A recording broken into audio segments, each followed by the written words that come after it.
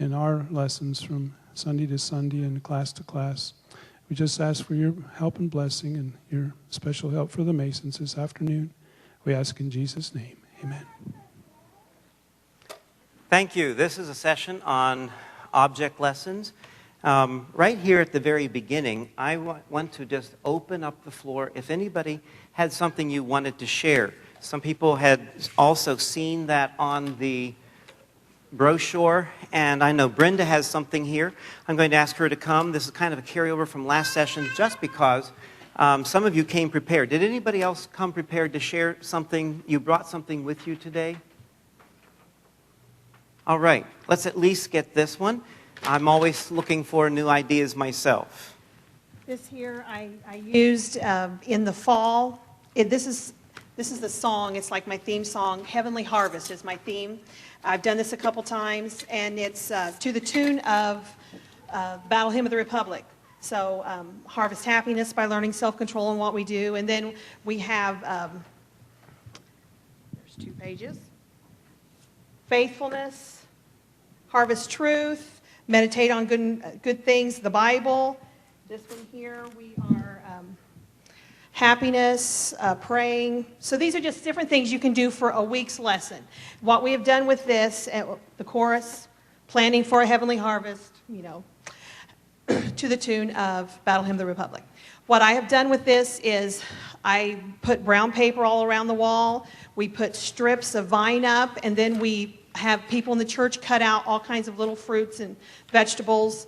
We have an apple tree, and when they come, they all have a wagon that they get to put their stuff in, and they get to harvest. If they brought someone, they harvest whatever the fruit is for that or vegetable. So that was an idea that I liked, and it was very colorful to use in the fall. I also, and I mentioned this in the last session, where I wanted to use Brother Mason's songs for our God songs, and I came up with the frog idea. So I use one song per week, so I don't do the acrostic like he mentioned for the frog, but I'm doing it based on these songs. And there's 8 or 9 of these songs now, so this has lasted us for several weeks, where we have froggeries. The kids divide up into teams, and they go to their little froggeries. One song is Faithful.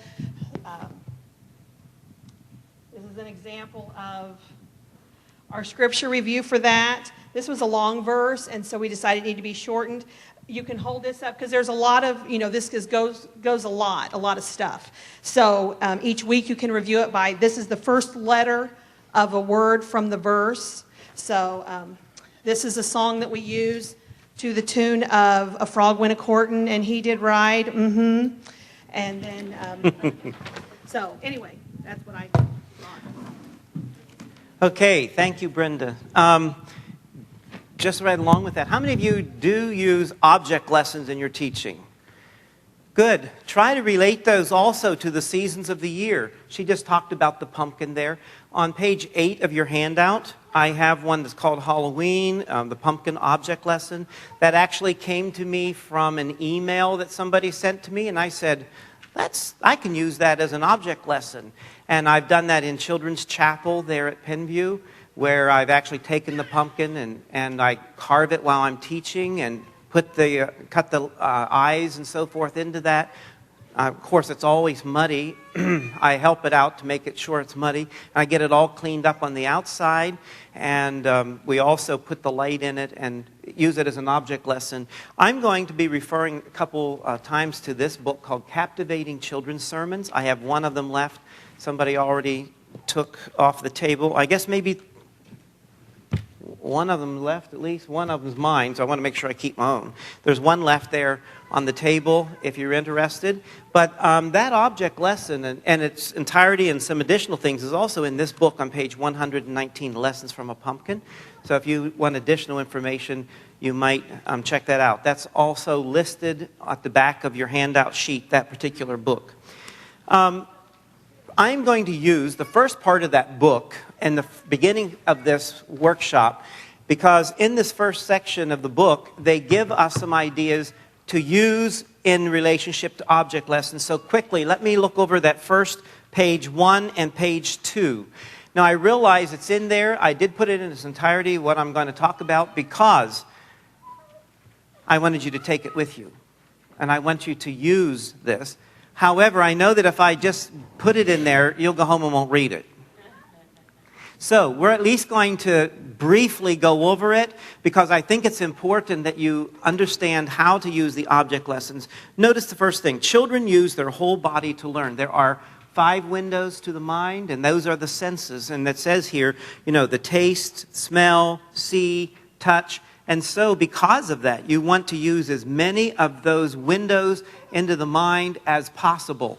And so they use their whole bodies. They don't just listen through their ears, and that's all they do to learn.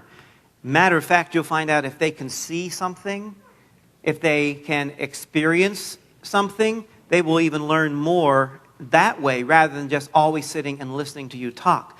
So since they use more than just their ears to learn, we want to try to keep things attractive for their eyes. You want to be able to have things that perhaps they could taste. I remember somebody was doing something with the hyssop, and somebody was doing something with some spices or something, and they had some things there for the kids to try, and they were going, So you use the taste as well as the eye and the ears. And so secondly, children have short attention spans, so I have to tell you that. It also mentions that usually 1 minute per year of life. And that says, for example, a 5-year-old would have an attention span of 5 minutes. All right? That's another reason that we use object lessons, because that will keep their attention. And also, when you teach, try to keep your session moving. If you have to in your team teaching, do like we did when I was traveling with a child evangelism team from Pemview. We would make a schedule, and we put it right here on this front seat. And it would stand up and everything in order so that we didn't have to stop and figure out what came next. And that the girls didn't have to ask me. They didn't have to look at a little card. It was right there. I don't know what people thought we were looking at, but occasionally we'd stare at that front pew to see what was supposed to be coming up next. But then whoever is coming next knows what is coming. And while you're up here on number 2, they can see, I'm number 3, I better be ready. And keep your sessions moving. Because of that attention span, don't spend 20 minutes on a story. You can see if the attention span is this short, that would give you a problem. Get in, get to the point, get out. And it says, therefore, object lessons and children's sermons should be short and simple. Anything that we show you today, it will not be the object lesson in its entirety. Angela didn't do that this morning either. We're just showing you, trying to give you like a little seed thought of how you can use it. It's up to you to put all of the meat onto that skeleton, okay? And if you can get a book to help you, that also is very, very good. I'm going to be referring to a set of books. I only brought 2 of them with me today from this particular company. It's called Object Talks for Any Day. I have Object Talks for Special Days. That's also at the end of your handout sheet. But there are object lessons that teach the Psalms, object lessons that teach the New Testament, that teach the Old Testament. And so there's a lot in this series that you would find very helpful. There's object lessons that teach the Proverbs. And so you might want to check into those at a local Christian bookstore, or maybe even Google those online. You can buy them that way. Get in, that's get the attention. Get to the point by sharing the concept, and then get out. A short prayer is the best way to get out. Resist the temptation to lecture on and on and on. Okay, when you're doing that object lesson, let it prove the point. Get out, get on with the next thing on your schedule. Notice the next thing. Using props is one of the best ways to get children to pay attention to what you're saying. Children see objects that relate to what they're learning. They can touch the props. If they can, that's even better. Remember teaching a group of small children, and I had my lamb. I have a stuffed lamb. It's quite large. And telling the story, and I was walking back like this, and I noticed that the kids in the front seat reached their hands out, and they wanted to touch Fluffy, and so they got to touch Fluffy there. So they like to touch those things. So if you can have objects that they can touch, as well as they can see and pay attention to, another good thing. A little later on, as we have time, I'm going to use some objects for teaching and show you some on the screen. But again, you must remember that using props is one of the best ways to get children to pay attention to what you're saying. Notice, props can get out of control. If you're not careful, props can take over the children's lesson. Just as spices are meant to flavor food without overwhelming the taste of the main ingredient, good props add flavor to a children's sermon or lesson without distracting from the message. To ensure the desired effects of a prop, follow these guidelines. This is what I want to make sure that you have today. Number one, keep the props simple. Maybe it's because I'm simple. If it's too difficult, did you see me? I'm having problems learning how to operate this little clicker thing. So hopefully it will go whenever I'm ready. But keep it simple. You'll feel more comfortable. And by the way, you'll want to feel comfortable with what you use. If you don't feel comfortable, you'll be nervous wreck, and it probably might not turn out the way you want it to. All right? Second, test the props to make sure they will work. Angela mentioned that today. Practice the object lesson at home. You don't want to blow up the church. You don't want to cause a fire and have to run and get the fire extinguisher. So practice them on your own. Try it yourself first. Is it all right if I break my own rule? I'll mention that one of the object lessons we're going to use today, here when I went to unpack, I remembered, I never got the food coloring. And we have those little containers that you drop the drops in. So I sent Angela and Jean out when they went to lunch to get me food coloring, and all they had was paste. I've never used the paste. I'm not even sure. It's gel. It's gel. I'm not sure how it's going to work or if it will. So I'm going to try it on you today without trying. But if you're in the sanctuary, I would have tried it. I was going to try it twice this week already and remembered, that's right, I don't have the food coloring. So we're going to try it today on you, see if it still works. If not, you can go home and try it on your own. But I'll break that rule today. But I have done it and practiced it at home with regular food coloring, but not with the gel. Number 3, practice using it in front of a mirror. That's good. See what you look like. You'll want to be sure to hold your prop in such a way that everyone can see it. All right? And then also see you too. So you don't want to cover up what you're doing by standing in the way. So you might want to practice it in front of a mirror. Decide ahead of time if you need someone to help you with the props. You can line up an adult helper in advance, or maybe even recruit a child if it's something that they can do, because occasionally you might need somebody to hold something for you. You want to be able to, that the people can see. I was going to say if you're sitting back there, you should move up front because you'll want to see. But the same thing happens in a sanctuary or in your junior church room. You don't want to block it. You don't want to have it so that nobody can see what's going on. That would lose the effectiveness of what you're trying to do in the first place. So, number 5, make sure that the props are the right size for your worship service area. You want to have it large enough. You don't want it overpowering, but it's no use of doing something if nobody can see. All right? Number 6, have a backup plan in case the prop backfires. What are you going to say to the children if the prop doesn't work? Boy, I've made up some things on the spot. I didn't have backup plans, so it had to be done on the spot. But you might, if this doesn't work, you might want to come up with backup plan. Another great way to generate creative ideas for children's sermons or objects is to link biblical truth with the major events. This is my own thought, and in the lives of the children. There are certain times of the year that are important to children, so try to include seasonal type of object lessons. That's one thing nice about this book again, Captivating Children's Sermons. It has some for special days. It has, here's story-driven sermons, and then there are kinds for, let me see. There are kinds for special days. There's all kind of variety of them in there by topic, so you might find that helpful. When you use objects to help us teach special events, the objects will serve as reminders of the truth learned whenever those objects are seen at a later date or another season or time of year. Let me just mention with that, how many of you sing songs to familiar tunes? I know that I had a call at the office one day, and a lady from, I think it was Michigan, they were Baptist. She said, you say in your catalog that this song sung to familiar tune. What is the tune? I said, well, it's Bright in the Corner Where You Are. Well, I don't know if I'd be able to use that or not. I'll have to take it to the committee. I said, what committee?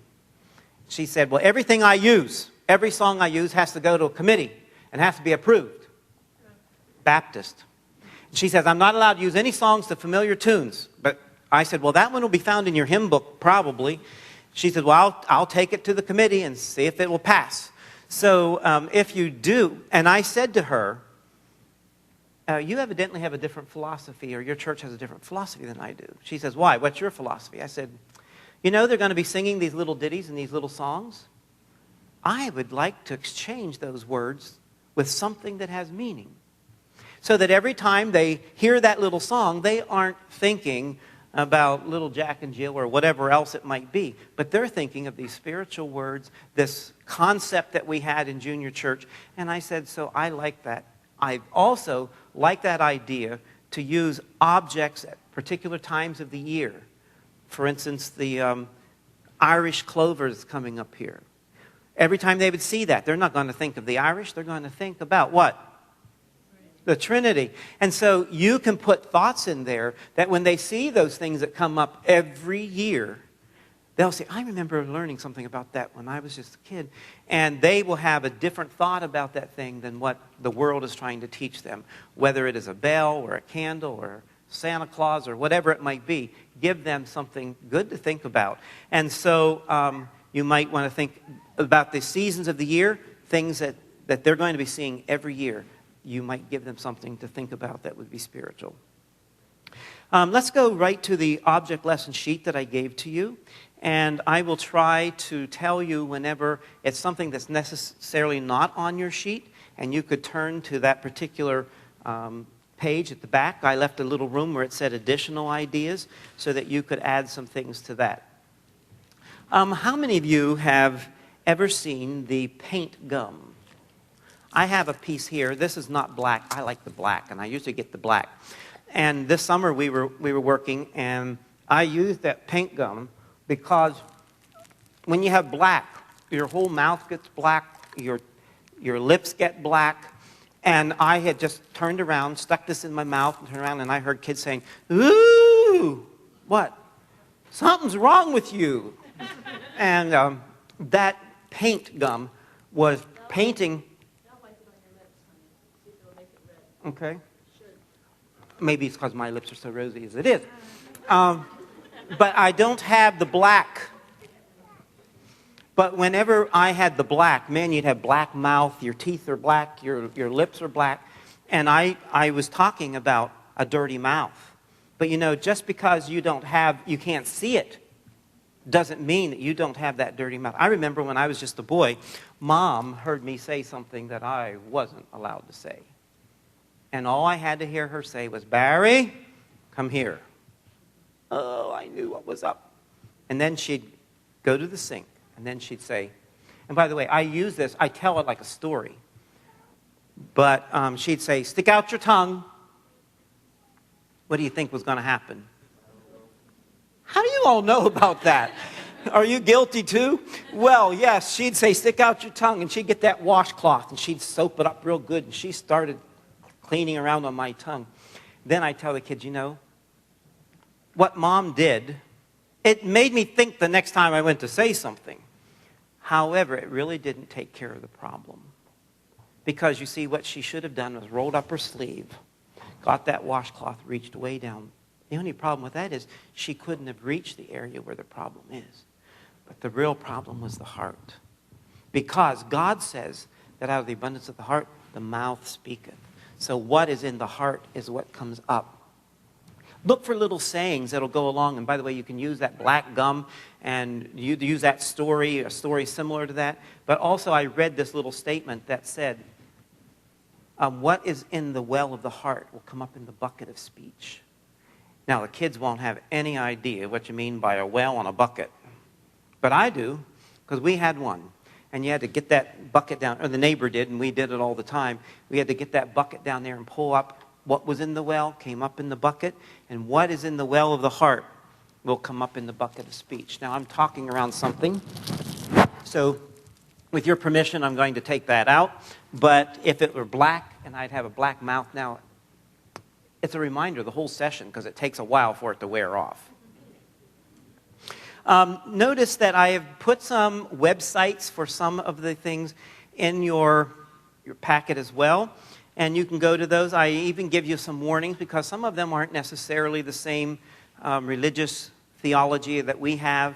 And so you might have to adapt them. But, oh, my, I love to get ideas wherever I can get ideas. This one happens to come from the Jenny Smith one, number 1. And Mother was not happy. Matter of fact, she was not her own cheerful self. Nope. She wasn't her own cheerful self. Let me see. I need something to... Yeah, there we go. She wasn't her own cheerful self. Things just didn't go... No, you don't have those days, but things just didn't go that day the way she had planned. And if you had the drops, the water would just automatically turn, but we'll do it that way. Matter of fact, little Johnny, he was kind of jealous.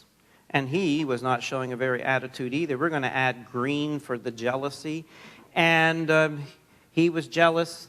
Susie was jealous as well.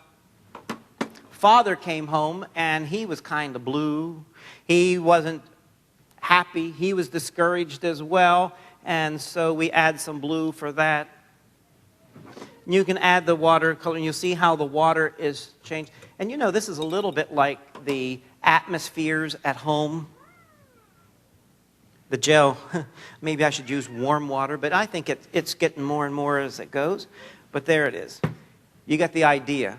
And you can add the yellow for the cheerfulness of Mother, and you can add the green for the jealousy, and you can add the blue because he was blue and not feeling well. But you notice how it changes the color. And just like that, the atmosphere of the home is changed. But you know, Mother realized that something was wrong and that she'd spoken too sharply. And so she went to the family and she said, you know, I'm sorry. I'm sorry for what I've done, and I want you to forgive me. Now, I'm not sure what's going to happen with this because in the bottom there is still some gel laying, so I'm not sure what's going to happen. But you can have the jealous kids, you can have Father come home, and as we continue to talk in the lesson, you will notice that will take care and will clear up.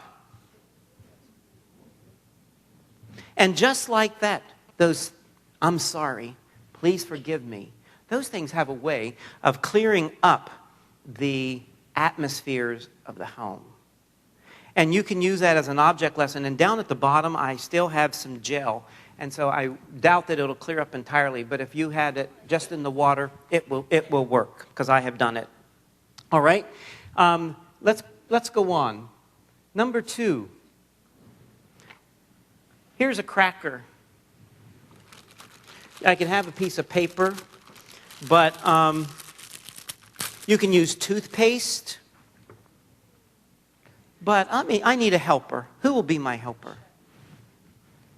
You? Come right up here.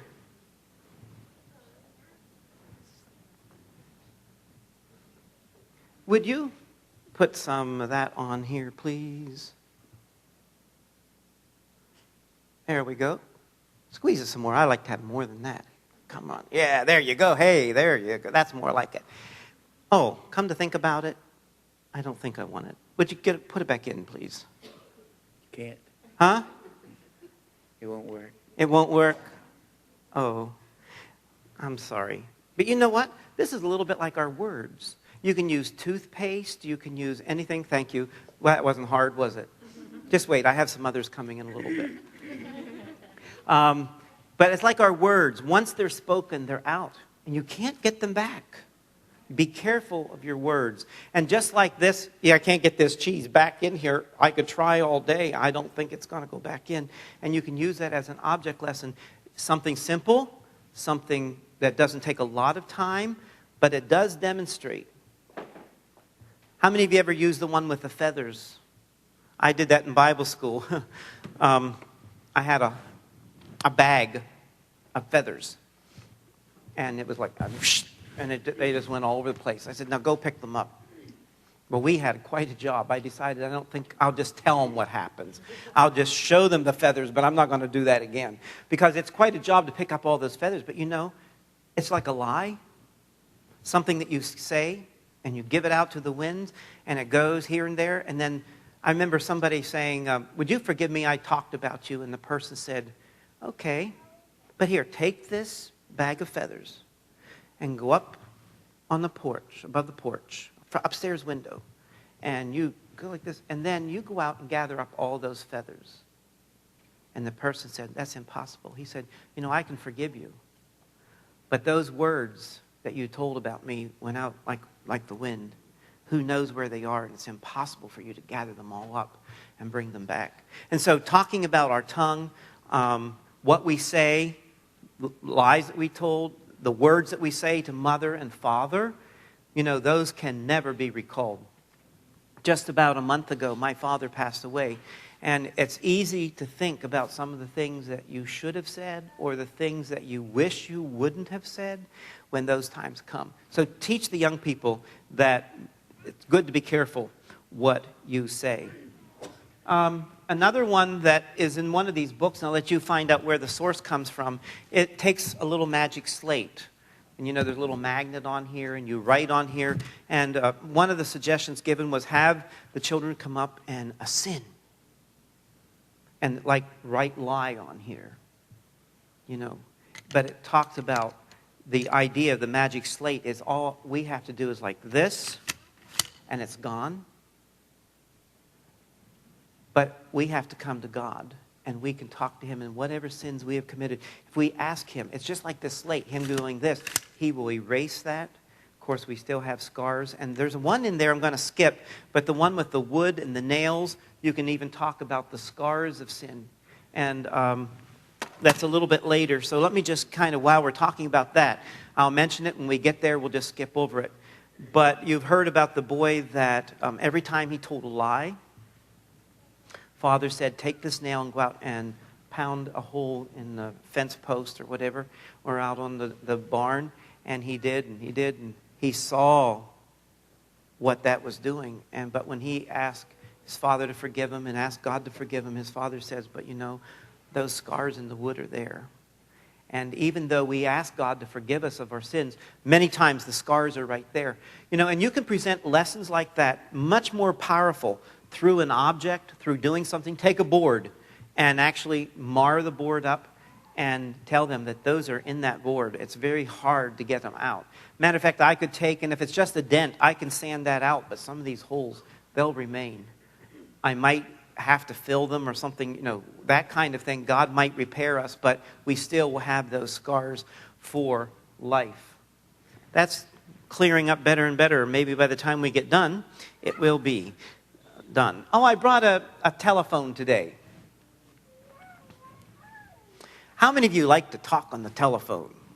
Well, that's really something today because almost every kid has a little cell phone, at least if they're older young people, and they'll come there. And I liked what Angie said today about not letting them text. I wish the pastors would do that. Oops, that's off subject. Excuse me. It's all right to have pet peeves once in a while, right? But she does better in junior church than most people do in church. So I like that. But, we talk to... How many of you like to talk to somebody that does all the talking? I could give a little illustration. I do, because you can just say hello and put the phone down. Put the phone down. We were doing a class project, and we got a call from one of those people at the church. And my wife said, And we went ahead and did candy, and every once in a while she'd just pick it up. She even handed it to one of the kids in the class, and they went, You don't have to say a word. They just go, go, go. But wait a minute. How do we talk to God? Do you ever call on God? Just a simple thing like a telephone. And how do we talk to God? How do we reach him anyhow? Come on, pretend you're kids. Pray. Prayer is the way that we talk to God. But what do you do when you pray? Do you do all the talking? Is it a two-way conversation? Are you listening to what God says, and then do you go do that? Is it easy to say, or do you have to say, no? And another way God talks to us His Word. Whenever we read the Bible and we read something in there and God says this in His Word, He's talking to us. Is it a one-way street again? Or do we say, yes, Lord, I see? Or do we say, no? Conversation, even with a little thing such as a phone, and that's very, very common these days, so you don't have to go real far to find something from that. I have a book here with some things on. I'm going to need a helper. Brenda, would you come up, please?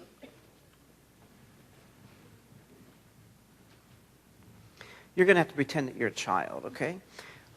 Here I have 3 different columns or 3 different stacks of money. Wonder, and I usually like to do a smaller one, but wonder which stack would be worth more. This one, because it's taller. Okay, she thinks it's this one because it's taller. Can I have it? Yeah, you can. No, but here we go. Let me show you what I have, and then you can kind of take and put all of the meat on this little skeleton. But there are, count those.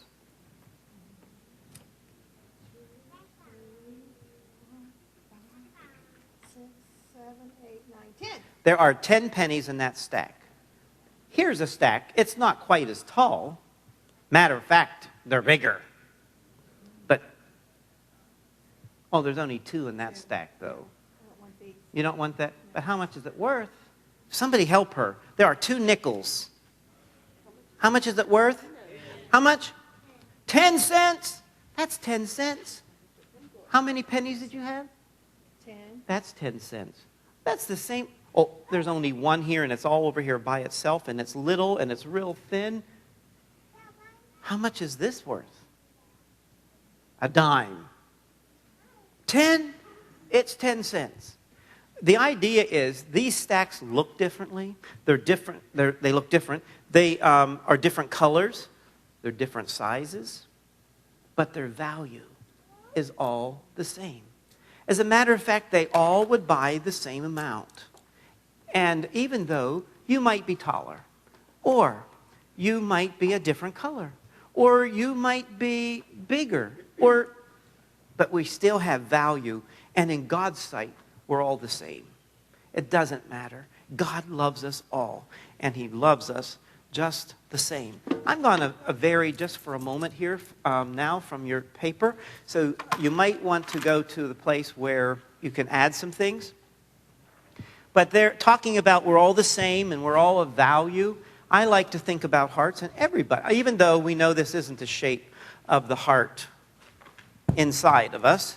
But everybody knows what this shape is, don't they? And as Angela said today, I also had these packed. I use the hearts a lot.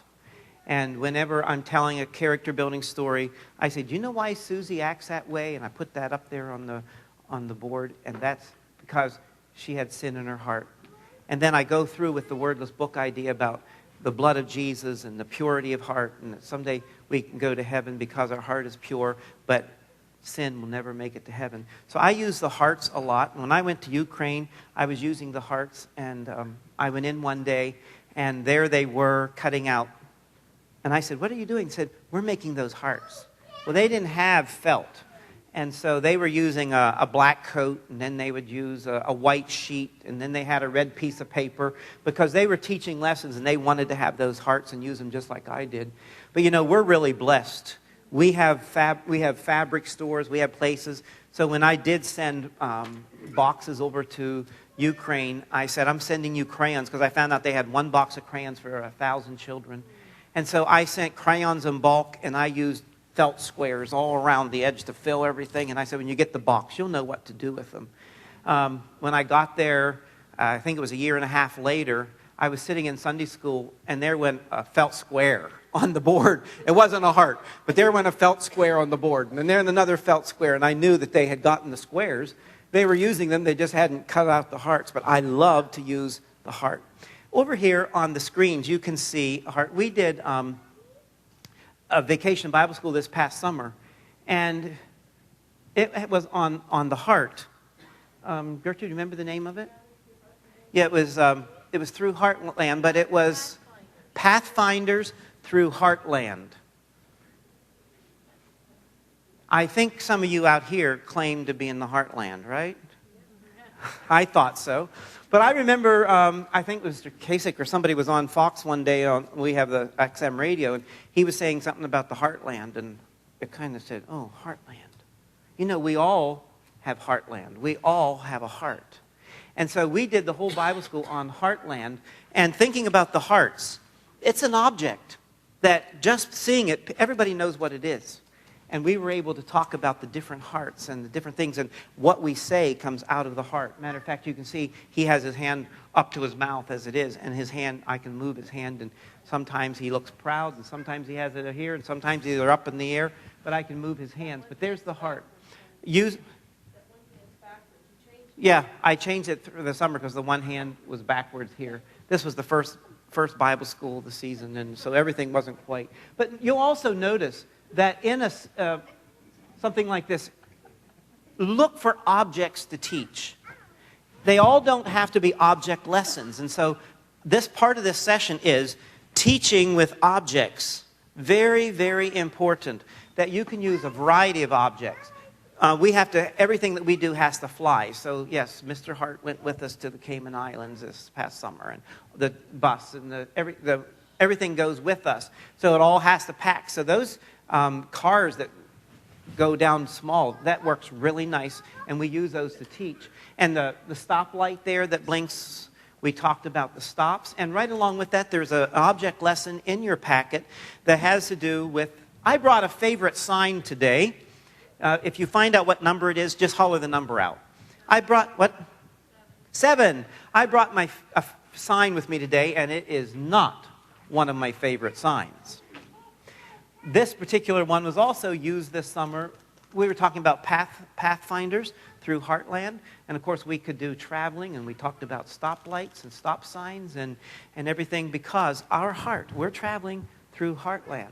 And so our theme song says, keep your heart on the right path. Don't wander onto sin's bypass. But, keep your heart on the right path, or you will be sorry. But this sign, I brought one of my signs today, but it's not my favorite. Sometimes I'm in a hurry, and I don't want to stop. Sometimes it's very inconvenient to stop. Your dad probably doesn't like to stop at him either, does he? And you'll hear, no, he goes right through him, that kind of thing. Shh, don't say that out loud. But anyhow, this stop sign, no, the Bible doesn't actually have stop signs in it. But the Bible does tell us that it is good for us to stop. Matter of fact, one of the places in His Word, it says, stop. Consider your ways. In other words, what path are you on? What way are you going? Stop. Consider your ways. Let's say you're at school, and somebody comes up with a neat idea, you think, and they say, come on, let's do it. Stop. Consider your ways. Should I do that? Would that please God? Wait. Mom says to go take out the trash, and I hate to take out the trash. And I almost tell her that little word. Stop. All of a sudden, Stop. Consider your ways. it doesn't take long at all. I had this, and you can see my thumb goes right here, and it's creased, But by the time I got through my lesson that day, whoops. I didn't even have to repeat it more than 2 or 3 times, and it was being repeated to me. But again, I don't mind if they're driving down the road and they say, Dad, there's a stop sign. You know what that means? Stop. Consider your ways. You see? It's going to be something that they see day in, day out, and I want them to stop. Consider their ways. Is that good? Will that please God? You can put all the meat in there, but even a little sign like that can be a help.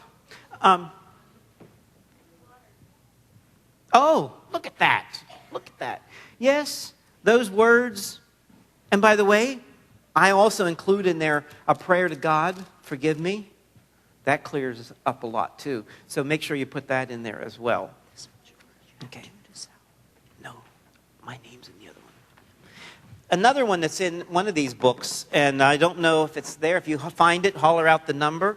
I'm just going to, I see our time is running very short, so we're just going to quickly go through. You're supposed to use grapes. So every week this past summer, I would go to a store and buy a pot of grapes, and then they get mixed in. I always go shopping and find ones that look just like these artificial ones. And these would go in a basket. Of course, I would pick one and say, oh, that's so good. My wife says, I want one. She'd always pick one of these. And she'd, oh, what's wrong? Mine tastes really good, you know. But we talked about the fake, people being true. And sometimes it's hard to tell the difference. And sometimes you might be tricked.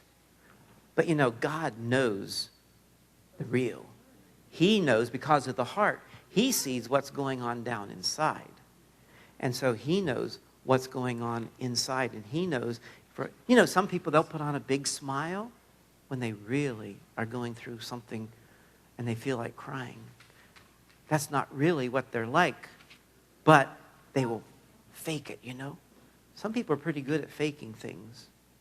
Somebody will say they're a Christian. God says that he knows our fruits. He knows. So you can even use the fruit, real and fake. Let me just hurriedly here. There's one that I definitely have to do. Michelle, would you come please? And bring a friend with you. What about Joanna? She probably would like to come.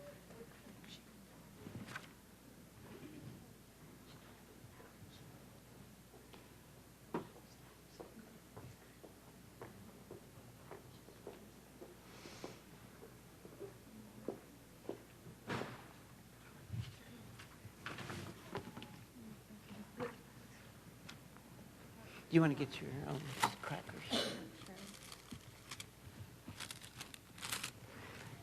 All you need is a cracker. I'm going to go to my book, and let me just refer to this. Now, if I were going to do this in church, I would study it and make sure I have it all down. Once upon a time, there was a land called No Elbows. Now, you probably know all about your state here of Indiana or Ohio, and probably you know some things about Pennsylvania because it's not too far away. But the state of No Elbows, my wife's single grape here, whoops, and I'm losing my... But the state of No Elbows, you probably don't know anything about that. So let me tell you about, what do you think No Elbows would be like? That's right. Since you're not kids, you didn't come up with an answer yet, but they'll holler out. They didn't have any elbows.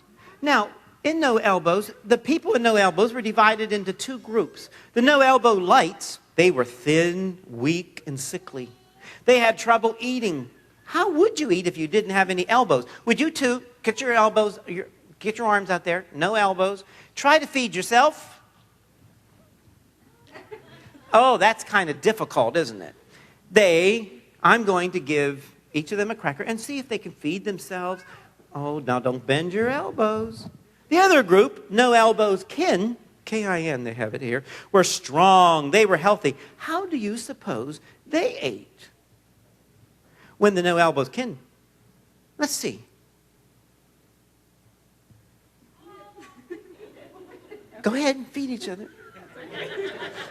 I will mention this. When I did this in elementary chapel, I give you a suggestion.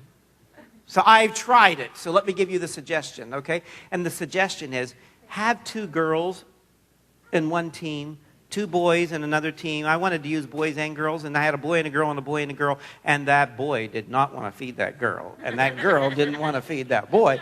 And so it kind of backfired. So I would suggest that you get two friends, and they have to, if they're going to remain healthy, they have to feed each other. Okay, you may go. Thank you. Love your neighbors as you love yourself. God tells us in the Word He wants us to love each other. He wants us to help each other. And so it's a good lesson on how would you feed yourself if you had no elbow, okay? We wouldn't look like we do, would we? All right. Unless we had somebody helping us. Boy, let me do this one. I think this is a new one. I don't think this is in there, but I did this summer as well. I have something I want to send in the mail to my son. He's in Mexico. So I will pack it. Whoops. Let me see.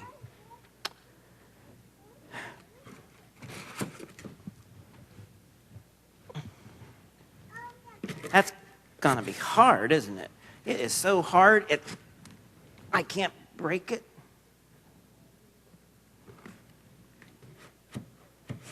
That is impossible. How am I ever going to send this in that box?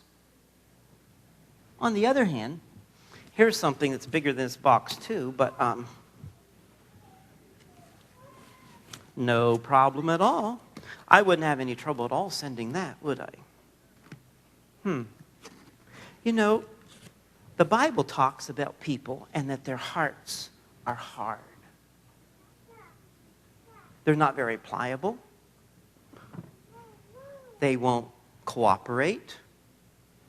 But you know, it also talks about those that have a soft heart and a pliable heart. And the one that will say, yes, God.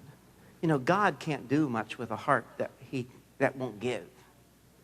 And so I would match the sizes a little bit more, but I threw the one away I used this summer. And so I had to go find one in the ice and snow. And so, but this one is a soft, pliable heart. One that'll say, yes, God. God can do all kinds of things with a heart that is pliable. You wouldn't even need this big of a box because this sponge will go down quite small. And so that's also in one of these books that you could try. Did anybody notice anything when I got up to talk today? What's that? Oh, excuse me. Excuse me. Oh, I'm sorry. Were you watching that whole time? Why didn't you tell me? My wife went in church the other day, and our pastor, she'd already taught Sunday school and everything, and she went in church, and the pastor said, do you know you have a clip in your hair? We were going to be singing. He said, I don't think you want to get up front with that clip in your hair. She said, oh, none of the she only has boys in her teen Sunday school class. She says, oh, none of them even told me it was there. You know, why didn't you tell me about this string? Does anybody see one of those object lessons, a piece of string, number 14? You know what? That has a really good lesson. Let me give it to you. And this particular one talks about that string. And it says that a person leading the discussion places a piece of string in the front of their clothing. It should be obviously noticeable. Then they begin to talk about what reverence is. After a couple of minutes, they ask if anybody noticed anything. And of course, they'll point out the string, probably. Begin by having a brief discussion on reverence. Help your students understand that if something as little as a thread can distract us, how much more distracting talking, tapping our foot, cell phone, inappropriate behavior, or even inappropriate appearance. This is a Mormon site. Inappropriate appearance or the lack of reverence can distract ourselves and others from feeling the Spirit. And then, so thinking about that very important thing of reverence, things distracting us in the service, I thought that is a good one. Let me just check. I think our time's probably already passed. I didn't get very far. You'll notice that one of the objects there was a picture of somebody that has done something for you. This happens to be a picture of my mom and dad when this was their wedding picture, I guess. But he was in the Second World War. And if you got from visuals The Broken Promise, that was his story. And but But you're supposed to have a picture, and it's talking about memory, and it's talking about Memorial Day. What's that? Number 11? Okay, number 11. Remembering Memorial Day and remembering those that do things for us and the soldiers that have given of their lives. And so you work it in with memorial. Binoculars, the idea in there was, and you can get those books, you can go to those websites and get the object lesson for yourself. But it says, let's see if I can see him here. No, I don't see him there. And it talks about you're looking for God. But you can find him in the most unusual places. And the idea is others might see God in you by doing something for somebody. We might see God through something that somebody does for us. And you say, my, they're just like Jesus. And so the idea is being like him and you looking and see if you can find God. Very quickly, I'm going to just put this and go through a couple of things. Teaching animals, fish. You can do a scenery like any kind of starfish, parrotfish. We actually get on the internet. We get books, study on the different animals, and sometimes it's traits. Farm theme, and so we talked about the chicken. We talked about the pig. By the way, the pig got mud all over him. Using objects to teach. These are things that children are familiar with. The old goat made a really good lesson on the goat. But you go study those animals. Those, again, are objects that you can use to teach. The sheep. We heard one the other night about the sheep. And by the way, there's my shepherd's crook, which is PVC pipe, and I used a hair dryer and very meticulously got that shape. We use things that kids are familiar with, and so just a couple of years ago, maybe summer before last, we did what we called the Gristmill Kids. This was a picture of part of our Bible school display, the Gristmill Kids. It was a group of kids that had like a little, they were like a clubhouse type thing, but those Gristmill Kids, they all had the phones. They text each other. Can anybody read my text? By the way, the text changed. Tell it like it is, yes. Those changed every night. I had them click. I could just click and the message would change. As I would tell my story, they'd send those text messages. And there's a go to store. I have clue, okay? But again, the Lion of Judah, you'll notice that the turrets, or whatever they call them there, a lot of teaching things. There's a telescope, a lot of things to do with space you can see in the background.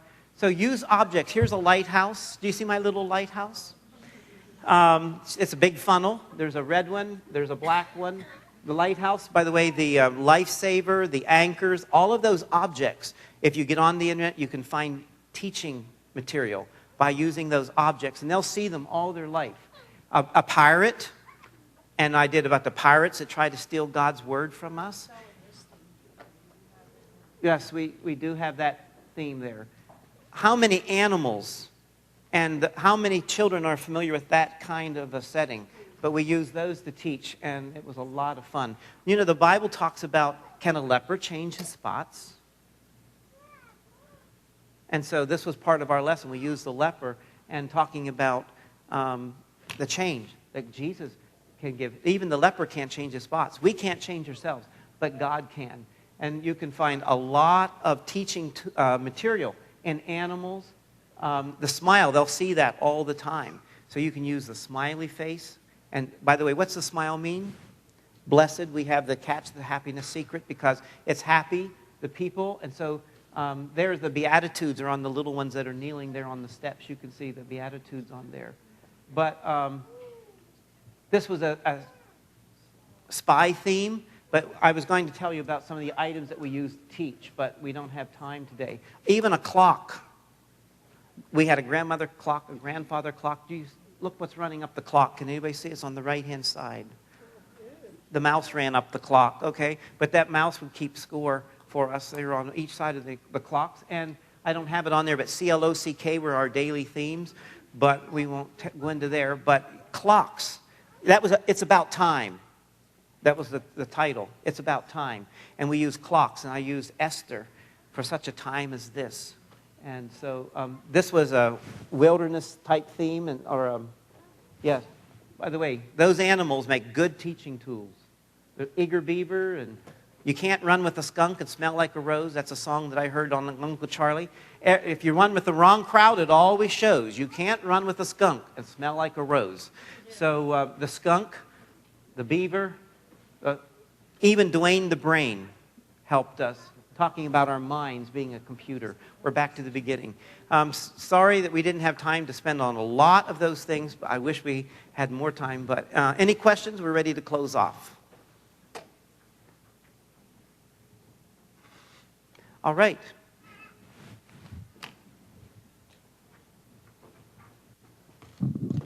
Well, is your head spinning with ideas? It's great. Thank you, Brother Barry and Sister Gertrude, for that session. I want to give you a reminder to pull out your pink sheet, and if you would please fill it out and hand it in out at the desk out here. It will greatly help the board to evaluate the sessions and come up with topics for another year. Another thing I want to remind you about is CDs. One thing we do at our church is buy a complete set and take them back and have someone in charge of signing the different CDs out for people to listen to, so that you don't have to. Everybody doesn't have to buy a set. You can if you want to, or buy the ones you want. But you need to get your order in for that as soon as you can. Thank you, and you may go and eat your evening meal. You're dismissed.